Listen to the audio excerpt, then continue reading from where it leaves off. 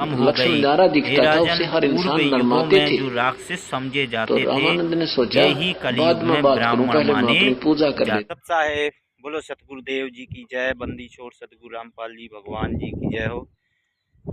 दोस्तों, आज जो जिस विषय पे चर्चा करने वाले हैं, ये विषय वो टॉपिक है कि जो सतयुग में जो राक्षस होते थे, वो कलयुग में ब्राह्मण माने जाते हैं।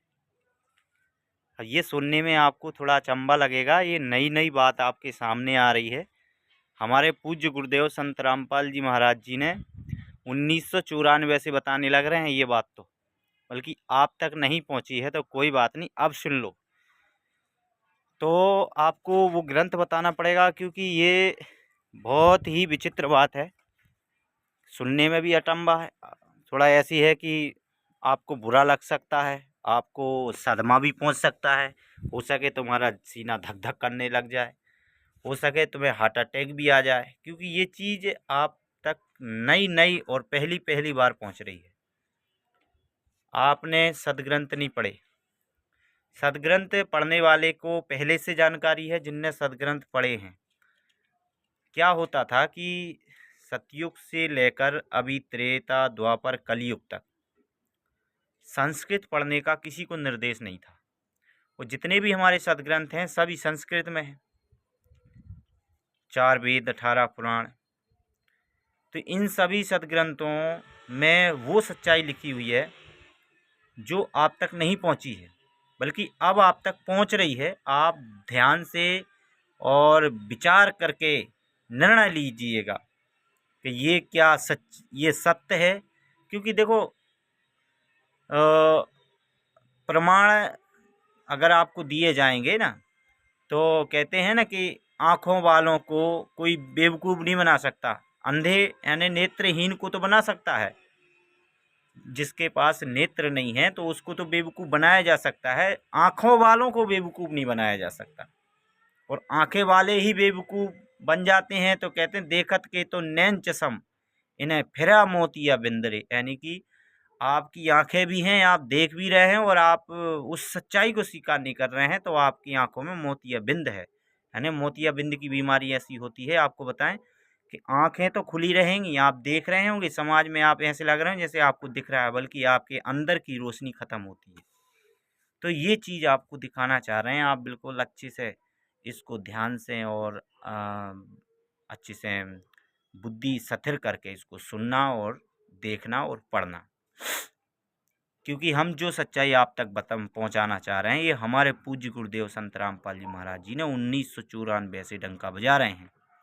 और आप संत रामपाल जी महाराज जी के सत्संग यूट्यूब पे आप देखें, तो यूट्यूब पे आप सर्च करें कलयुग, जो सतयुग के ब्राह्मण, जो सतयुग के राक्षस थे, वे कलयुग में क्या हैं, तो वो टॉपिक आपको सामने आ जाएगी, वो क्लिप आ जाएगी सामने कि सतयुग में जो राक्षस थे वो कलयुग में ब्राह्मण हैं।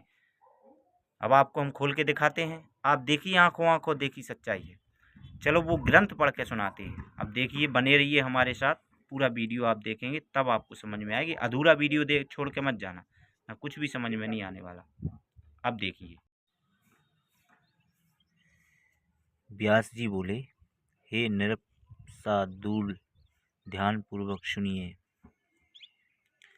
इस संबंध में मैं इस दृष्टांत कहता हूँ, एक दृष्टांत कहता हूँ। साधु जनों के मन में भी युग धर्म से प्रभावित होते हैं। राजेंद्र, आपके महात्मा और सर्वज्ञ पिता की भी बुद्धि कलयुग ने विप्र का अपमान करने की ओर प्रेरित कर दी थी, अन्यथा हिताती के कुल में पैदा हुए क्षत्रिय राजा परीक्षित एक तपस्वी के गले में मरा हुआ सर्प क्यों डालते?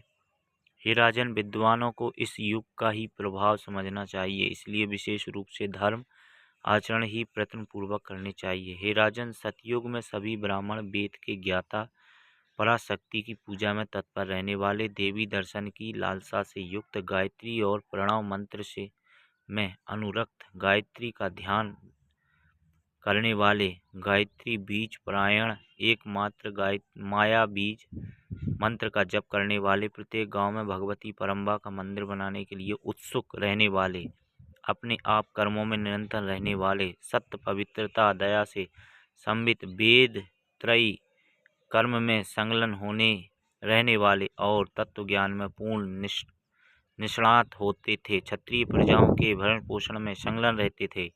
हे राजन, उसी पुण्यमय सतयुग में वैश्य लोग कृषि, व्यापार और गो पालन करते थे तथा शूद्र सेवा परायण रहते थे। उस सतयुग में सभी वर्णों के लोग भगवती परंपरा के पूजन में आसक्त रहते थे। उसके बाद त्रेता युग में धर्म की स्थिति कुछ कम हो गई। सतयुग में जो स्थिति थी वह द्वापर में विशेष रूप से कम हो गई। हे राजन, पूर्व युगों में जो राक्षस समझे जाते थे वे ही कलयुग में ब्राह्मण माने जाते हैं। वे प्रायः पाखंडी, लोगों को ठगने वाले, झूठ बोलने वाले तथा वेद और धर्म से दूर रहने वाले होते हैं।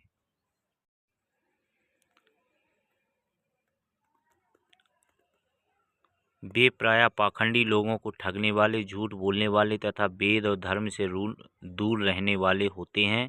उनमें से कुछ तो दंभी, लोक व्यवहार में चालाक, अभिमानी, वेद प्रतिपादित मार्ग से हटकर चलने वाले, शूद्रों की सेवा करने वाले, विभिन्न धर्मों का प्रवर्तन करने वाले, वेद निंदक, क्रूर, धर्म भ्रष्ट और व्यर्थ वाद विवाद में लगे रहने वाले होते हैं। हे राजन, जैसे जैसे कलयुग की वृद्धि होती है वैसे वैसे सत्य मूलक धर्म का सर्वथा क्षय हो जाता है और वैसे ही क्षत्रिय, वैश्य, शूद्र और इतर वर्णों के लोग भी धर्महीन, मिथ्यावादी तथा पापी होते हैं। ब्राह्मण शुद्ध धर्मों में संलग्न, पितृ ग्रहण परायण हो जाते हैं। अब ये आपने क्या पढ़ा इसमें ये पढ़ा कि सतयुग में जो स्थिति थी द्वापर युग में, त्रेता में आते आते विशेष रूप से कम हो गई। जो पूर्व युगों में राक्षस समझे जाते थे वे ही कलयुग में ब्राह्मण माने जाते हैं। आज के ब्राह्मण कैसे हैं? पाखंडी हैं, लोगों को ठगते हैं। क्यों? बड़े बड़े स्टेजें लगा लेंगे, गाना चलाएंगे, नाचेंगे, डांस करेंगे और आंसू बहा देंगे। आज कलयुगी ब्राह्मणों का ऐसा स्वभाव बन चुका है। झूठ बोलते हैं, कोरी झूठ। शास्त्र में लिखा हुआ है कि एक परमात्मा पूजा की योग्य है और ये ब्राह्मण शंकर जी की पूजा कर लो, हनुमान जी की कर लो, शेरावाली की कर लो, श्री कृष्ण की कर लो, राधा की कर लो, रुक्मणी की कर लो, मेढ़े की कर लो, मसाणी की कर लो, गणेश की कर लो, दुनिया भर के देवताओं की पूजा करवाते हैं। अब बताओ, वेद मार्ग से हटकर चलते हैं। ये लिखा, वेद मार्ग से हटकर चलने वाले, दंभी, लोक व्यवहार में चालाक। दंभी यानी कि ये क्या होता है? बड़ा बड़ी जटा रखा लेंगे, तिलक लगाएंगे, पीली पोशाक पहनेंगे कि हम वे समझेंगे, अपने आप को बताएंगे कि हम भक्त हैं, हम संत हैं, बल्कि उनके अंदर खाक नहीं होता, कुछ भी नहीं होता, खाली खोखा रहते हैं वो। अब आप समझ जाइए कि ये कलयुगी ब्राह्मणों का स्वाभाविक गुण बन चुका है। तो इस प्रकार के वीडियो पाने के लिए बस हमारे चैनल से जुड़े रहिए। आपको नई नई जानकारी आप तक पहुंचाते रहेंगे। जब तक के लिए सत साहेब, धन्यवाद।